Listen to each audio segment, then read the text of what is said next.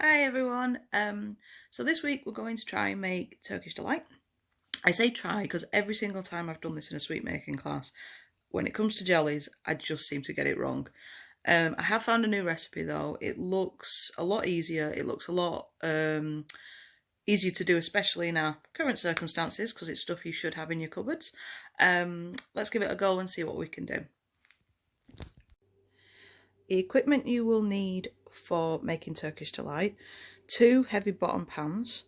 I've got my wok out because I'm going to do some whisking with it and I don't want to scratch the bottom of my good pans, but you can just have your deep ones. One for melting the sugar syrup, measuring jug because we have fluids in this recipe, weighing scales. I've also got a balloon whisk. If you don't have a balloon whisk at home, you can use like a wooden spoon to stir up the mixture. I've just been told that this is really good for texture for this particular one. Plastic spatula, nice flexible one on the end, if you can get it. And we won't really need a temperature check on this one because it's a soft ball stage, which is about 112 to 116 degrees. But if you're a bit more pedantic and you like the kind of maths of sweet making, get yourself a sweet thermometer as well. Ingredients for Turkish Delight: 300 grams of granulated sugar, 500 mils of cold water, 68 grams of cornflour, about a tablespoon of lemon juice, a tablespoon of rose water, a drop of red food colouring, and 2 tablespoons of icing sugar. You're also going to need an additional tablespoon of cornflour for afterwards to go with the icing sugar as a coating.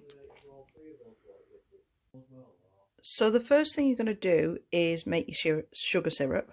So you're going to put in the 300 grams of granulated sugar and 250 mils of water into a pan. Put it on a nice low heat because you don't want to burn the sugar. And then what you're going to do is you're going to wait until it's all melted, which won't take very long. Make sure I've got the... like that.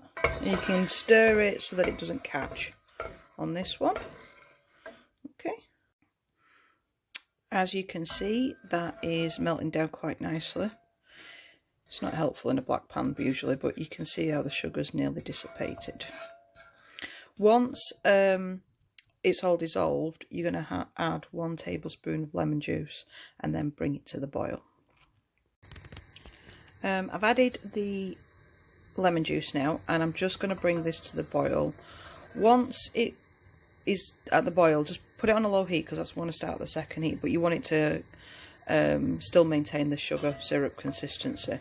As you can see, different to the butterscotch we did last week, this is a lot more watery because obviously there's an even ratio that's been used in this, and it's going to be used as a fluid to kind of build up the sweetening a little bit.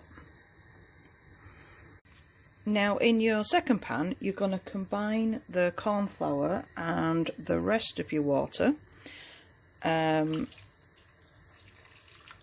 and you're going to stir it continuously until it becomes a thick paste.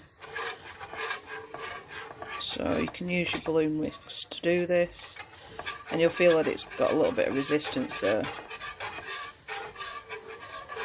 to start, and then you'll just keep doing that. So as you can see, this is starting to form a paste. So I brought it to a paste on a high heat, then I've turned it back. Once it became this paste-like form, I've reduced it down to a low heat, as you can see. I've transferred my sugar syrup into a jug to make it easier, and now what I'm going to do is incrementally add sugar syrup on a low heat till it's all blended together.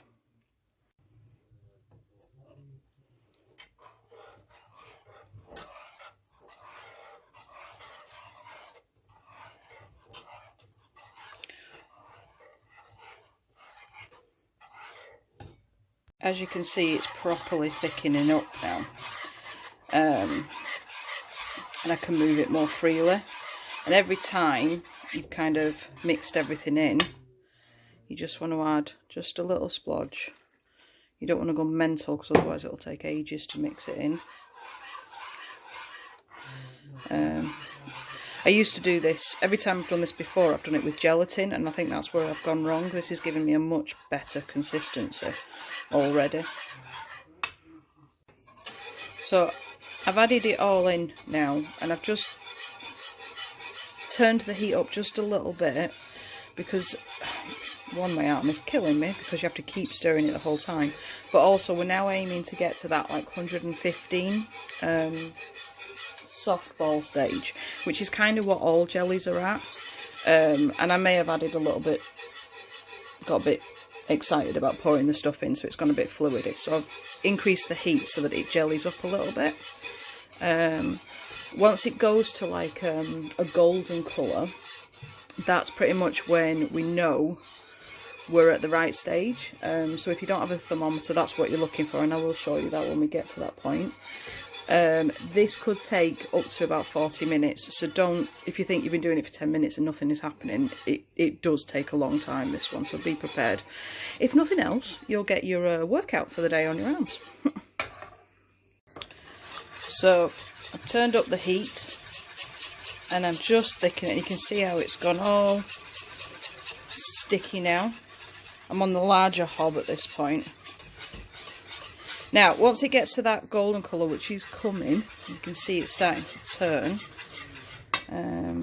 Because we're at... I'm going to turn that down for a second just while I do this, because I don't want to burn it while I'm trying to do a camera bit. We're looking for around 115. So as you can see, that's the colour around them. Now once it gets to the desired bit, you're going to take it off the heat and add your rose water and your red food colouring. So that's a tablespoon of rose water and a drop of red food colouring, and then you're going to stir it in. See, we're not quite there yet, but we're getting there. Pretty much nearly there now. As you can see, it's like the consistency of wallpaper paste. Yeah. Great thing. So I'm just going to do that. You see how the colour's turned? So it's pretty cool.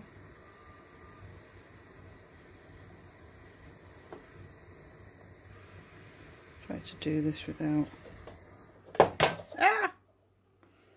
setting fire to the world. Jump in, jump in.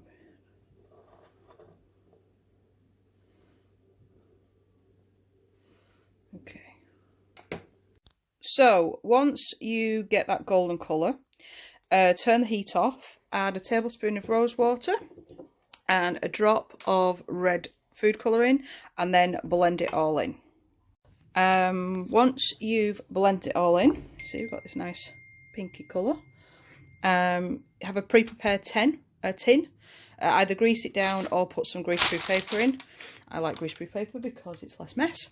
I'm going to pour this into there, and then we're going to let it set for about 4 hours.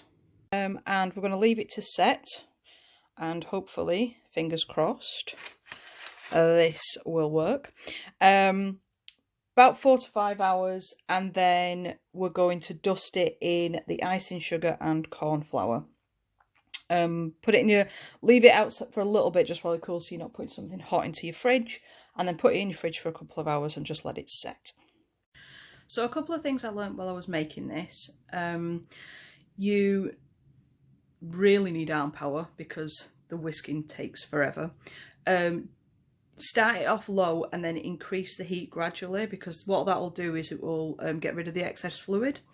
Don't be scared of that, because I was a little bit and it took me a lot longer than I think it needs to. Just be aware if it starts to bubble and that, reduce the heat.